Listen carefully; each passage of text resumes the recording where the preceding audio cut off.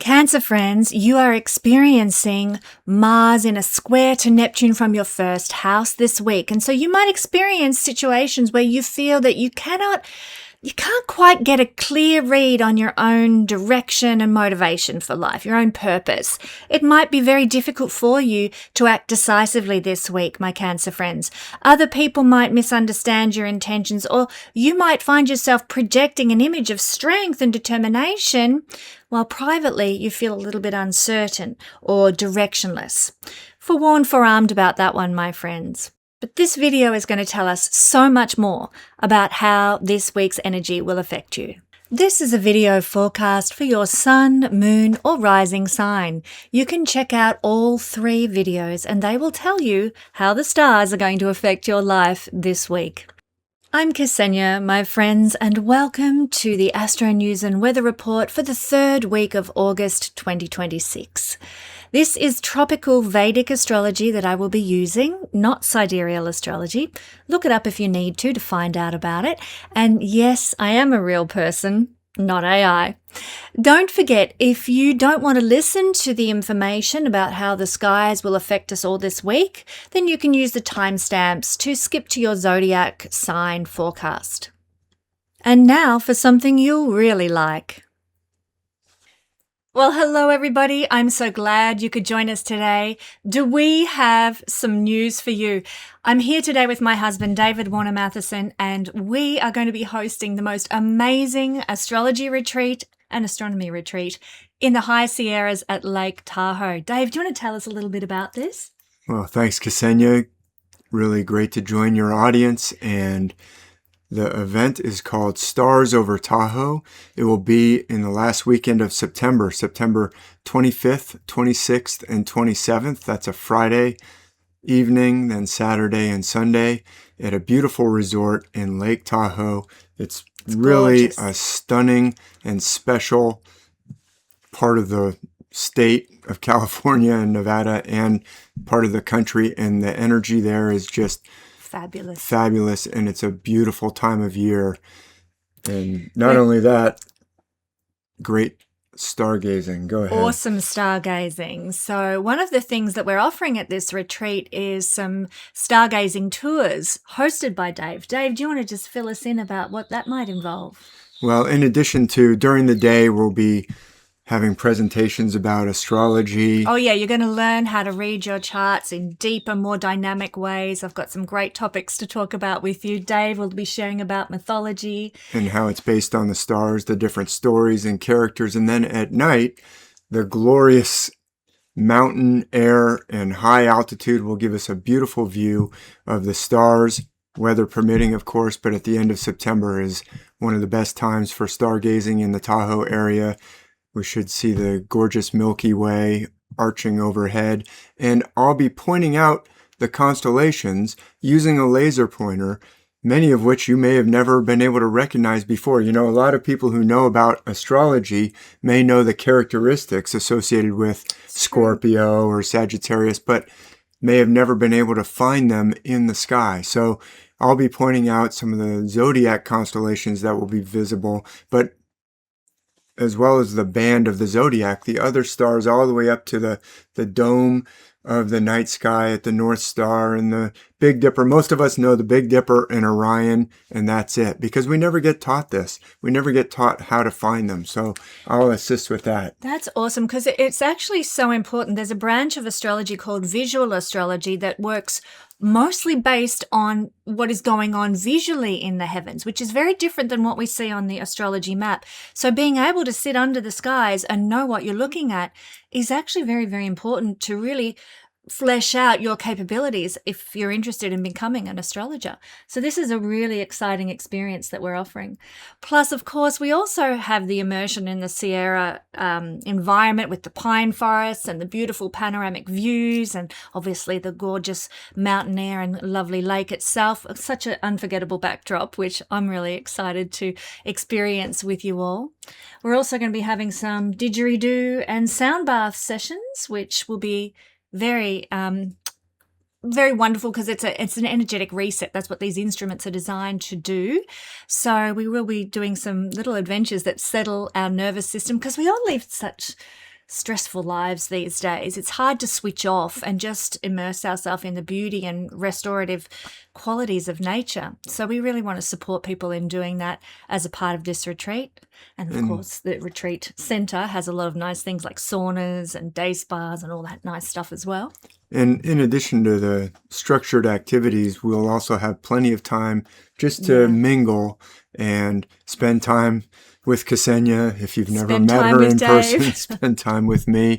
And we'll be having meals together, beautiful meals. And it's just going to be a chance to meet new friends and have a wonderful retreat, stars over Tahoe, in one of the most beautiful parts of the world. So I'm very excited about this. I know we have some great plans for what's going to happen, and we hope you can join us. I've been astounded at how quickly things are booking up already. This is a curated group. It's not like a conference where there's just, everyone can come. So we do have limits on the amount of people because we want to be able to interact with everybody and form friendships with everybody and create community with everybody who comes. So with that in mind, there are limited spots. So do make sure that you get in early so you don't miss out, and we don't want anyone to be disappointed. So we hope to see you at Stars Over Tahoe, and we look forward to sharing a really magnificent experience with each and every one of you. Thanks, Dave. Thanks so much. See you soon. See you soon. Thank you to Ksenia and Dave for that one.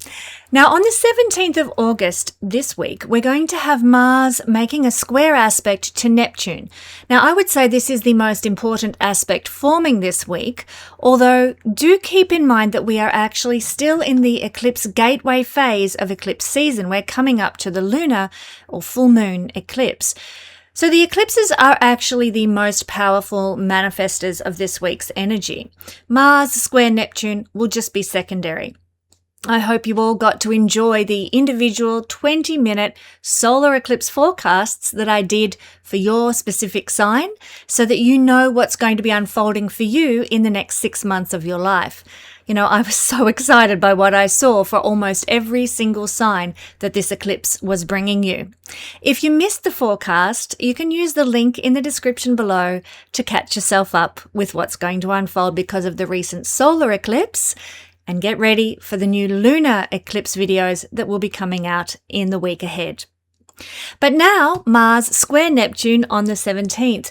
This is an energy that stirs up in us very strong desires that really, really want to be expressed, especially if those desires are related to Neptunian themes of unconditional love, soulmate connections, compassion, being a spiritual warrior for the good, and tapping into your creative intuition. You want love and you want it now. Mars energy wants to make it happen.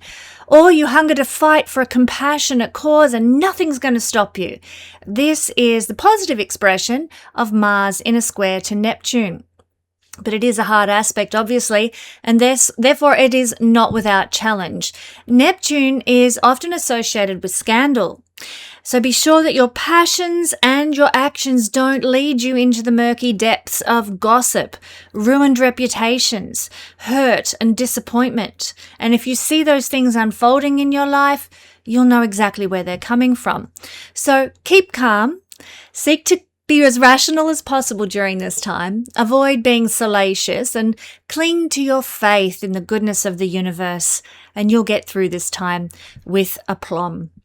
So in a nutshell, let's have a look at what Mars square Neptune can bring us. Well, we can have trouble filling our desires. We want the desires, but they're eluding us in some way.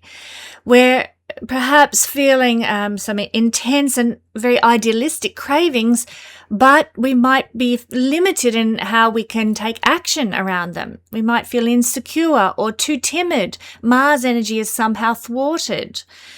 You might use indirect or underhanded means to obtain what you want now. Mars usually likes things straightforward and straight up, but Neptune brings some fog into just going directly for things. You might be very straightforward in your dealings with others and choose to leave what's unsaid or the rest in the hands of God. That's another way this energy can express. Success and accomplishment, they're not really favored this week because of this aspect. This aspect only forms about once a year, but it is a time when moving ahead, accomplishing our entrepreneurial dreams and goals can be a little bit held back by Neptune's mistiness. So it's not really associated with great success unless you're looking for success and forward momentum in a Neptunian field. Creativity, art, music, poetry, things like that. We also need to be very, very careful of deception and fraud and trickery. We need to be very careful about being exploited by our peers and associates in the week ahead. And women especially need to be very careful. If you're going out to a party, make sure somebody accompanies you home, or that you drive yourself home or something like that. Don't walk home in the dark, that kind of thing. I hate saying that, but it's just the world we live in, isn't it? Women need to be extra careful this week and guard against assault or the onslaught of perverted people. Unfortunately, they're everywhere. Romantic dealings may bring out some disappointment and depression as well this week, because Neptune is this romantic idealism and Mars is this anger, and they're joining in a rather unfriendly square. Sometimes also we can't distinguish between a fantasy lover and a real love when we experience Mars and Neptune square. So that's something to be careful of if you've just met somebody, or you're just moving out in the dating scene. Be extra cautious and careful. We can also find that our sexual fantasies are really heightened now. So if you're in a loving relationship, that could actually serve you very well. You could have a lot of fun. Also, sexual restraint and caution can disappear. Just back to what I was talking about earlier, try, if that's the way you're feeling, more uninhibited, more power to you. Just be really cautious and careful about who and where and when you exhibit that with. You can also feel a lot more experimental with Mars in a square to Neptune. This is the planet of high-level love expressions, Neptune, with passion and sexual expression. And we want to try a few things out. So enjoy. Energy can be a bit laggy though. We can feel really frail or really tired and worn out. That's very annoying to me because I've just managed to get myself into a new exercise routine, and the last thing I want is to feel too exhausted to be able to make the most of it. But it's only for the week, folks, and then it'll dissipate as the separation of these two planets squaring each other occurs. So hang in there. Also, be a little bit wary of poisons and toxins and unnatural substances. Keep things as organic as possible. Nourish your blood. Mars is the blood, with green leafy vegetables and iron-rich foods this week, lest you feel more drained, and that, Neptune can sort of act a bit like the South Node sometimes and drain our energy. Also, avoid drugs and alcohol. Neptune is drugs and alcohol. Mars in medical astrology is to do with inflammation. And sometimes, if we have some drugs or alcohol, it mightn't go well with us under this square, and we can find our body getting inflamed as a result, or heated or something as a result. That in mind, I know sometimes we can't avoid it. And as I said, it's eclipse season. That's the major energy this week. So don't be too panicky about what I'm going to say. But really, it's not a good week to schedule surgery when Mars, which is the planet of cutting, it's the planet associated with surgery, is in a difficult aspect to Neptune. Things can be a bit misty and clouded for the surgeon operating on you and not quite clear enough. We can also find that if you're seeing a specialist, correct diagnosis of problems can be very difficult under this energy. Now, I often get, when I share some negative influences of planetary energy, I often get people commenting in the comments saying it's very wrong of me to cause fear in people and to scare people. Well, that's a legitimate comment, I guess, but, we all lap up the good vibes of each planetary interaction, and we take that on board. please consider when I share some things that are perhaps a little bit on the scary side that we just need to proceed with caution and care.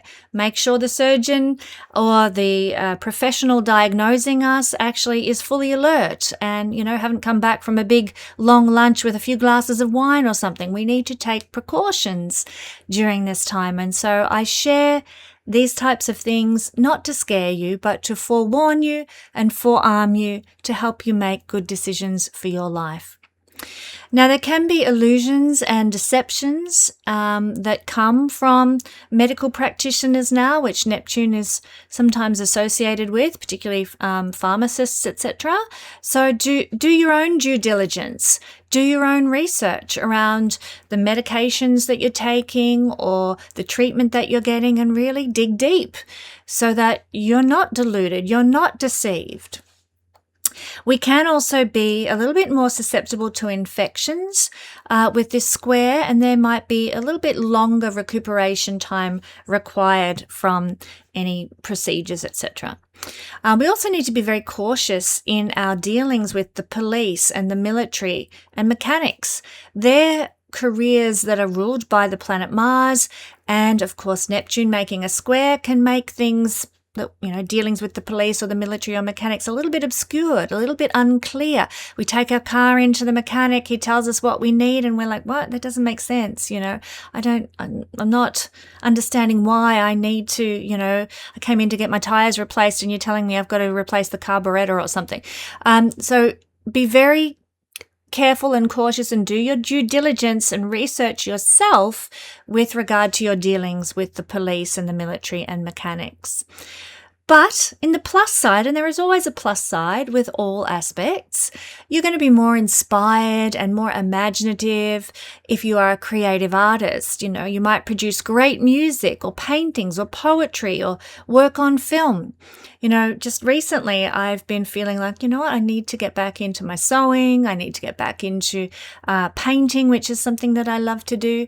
And that inspiration has been sort of sitting with me for a few days now. It would be a great energy to take action, Mars, around those artistic endeavors under this influence this week. We should also be careful in a personal way with our interactions with others in taking on other people's problems and expending enormous amounts of energy rescuing them, helping them, or supporting them. In other words, martyring ourselves and, blowing our vitality and our energy and our enthusiasm, Mars stuff, on giving away to people who don't deserve it, really. Be very careful about martyring yourself. We can also feel very drained by relationships. But let me clarify the kind of relationships where one person is continually giving, and the other person is just taking. So Mars square to Neptune can just absolutely leave us exhausted if we're in a relationship like that. So they're just a few of the expressions of this energy. Remember, it's not the major energy this week. We are in eclipse season, but you might notice some little snippets of this energy unfolding around you in your life. Now let's take a look at how this is going to play out through your sign. So Cancer, you can see on the image on your screen how the chart is configured and how Neptune and Mars are in a square aspect, with Mars being in your first house. So this can be a period where you're going to feel a strong urge to do something about your life. You're going to want some change. You're going to want to bring about a redirectioning or bring in more purpose, more energy, more action into your life. But you don't quite know how to achieve it. How do you change direction? In what way should you jump? The direction, the momentum isn't quite clear, even though the feeling is there. So there's this compulsion to change your life, and it can be a little frustrating because the way you should do it and how you should take the next steps isn't abundantly clear. You might also feel compelled to make changes to your appearance, changes to your circumstances, changes to your lifestyle, to your image, your brand, your identity, and yet you discover that the thing you thought would make everything better doesn't quite deliver what you expected. So you change your haircut and then you're like, no, I still feel restless. Or, you decide that you're going to go and have lunch in a different environment than you usually have lunch in. And you think, okay, this will be an improvement, but it's like, no, it's still no better. So there's this frustrated energy that comes with this momentum, because squares are frustrating aspects in astrology. And it's coming because you can't quite tap into what it is you need to do. I remember as a child feeling this way a lot, and I'd go to my mother, who was usually hanging washing on the line or vacuuming or doing some housework, bless her. And I'd say, Mum, I'm so bored. I want to do something, but I don't know what I want to do. And she'd make all these suggestions. I'd go and try them, and I still didn't feel any better. Quite frankly, it was probably an energy thing I was experiencing, not that I wasn't interested in doing all the wonderful creative things that she offered me to do. And often she would also offer me some chores to be done as well, which was also very helpful to her, I'm sure, and they certainly did get done. But it didn't leave me satisfied, obviously. So there can be frustrating experiences as well, where other people might misunderstand you, or they might misread your intentions. You say something or you do something with, the best in mind, but it's taken the wrong way. Oh, is there anything more devastating than to be misunderstood like that when your heart was in the right place? You might be trying to be compassionate and kind. You might be doing so in a very direct way with Mars in the first house by transit at the moment, but somehow your actions are interpreted differently from how you intended them to be, and it leaves you feeling a little less than. Don't buy into that. Don't believe that. When you feel less than, simply because something has been misinterpreted. It's an energy, it's not fact. So physically, and this is the house of the body and our physicality, your energy and your vitality levels might fluctuate. Over the coming week, you might have periods of enormous motivation, Cancer, followed by really unexpected exhaustion. So that makes it difficult to maintain the momentum that you initially generate in life. Recently with the eclipses abounding around us, I have implemented a really wonderful fitness campaign that I'm really happy with. It's going really well. So I have 3 planets in Cancer. The idea of not being able to maintain that is a bit scary to me. I want to keep going with the momentum and the routine that I've set. But if I should flounder and get tired or run down or whatever, I know it's an energy thing, and I know I'll be able to pick up where I left off from. And you can too. So don't beat yourself up if your energy fluctuates. Know that it's an energy thing this week and that it will pass. There can also be a tendency for us to act as Cancer people. Mars is to act and to do something and to take action. We can have a tendency to act because we're impatient. We're sick of the uncertainty, so blow it, I'm just going to do this. I'm sick of waiting for change, so screw you, universe. I am in there to make it happen. So a decision made simply to get rid of an uncomfortable feeling, the feeling of, well, I'm tired of being stuck and I'm sick of waiting for, feeling like it's the right thing to do, so I'm just going to do it. Just forewarned, forearmed, it may need reconsideration later on because it may not be in the best interests of your journey. So friends, watch out for impulsive decisions that have to do with your identity, your looks, your life circumstances, life purpose, life mission. Just watch out for being too impulsive about those things. Watch out for overextension. Watch out for acting on incomplete information as well, making a decision and just going for it before you fully understand a situation. Watch out for believing that a dramatic change will automatically resolve any underlying uncertainty that you're currently feeling. Instead, know that this is an energy, as I've mentioned. Know that it will pass. And once you get through the other side, as Mars begins to separate from this square with Neptune, things are going to settle down and feel more stable, more clear, more rewarding in many ways. So the best use of this energy is to experiment rather than to commit irrevocably. Let yourself discover what you want to through action, but build in opportunities to change course. Don't lock yourself into something. You dye your hair bright pink. Oh my God, you're going to have to wait for it to grow out before, you can go back to your old color again. That's locking yourself into an image, an identity, a physical attribute that might be very difficult to change in the immediate. So try to experiment, but act with a little bit of caution as well. Satisfy that need for restlessness, by playing with maybe a nail color or a new outfit or something like that. Some image-related experimentation that isn't too permanent, so that you can, like I said, build in opportunities to change once this energy passes. May you be blessed, my Cancer friends, with all that unfolds for you this week.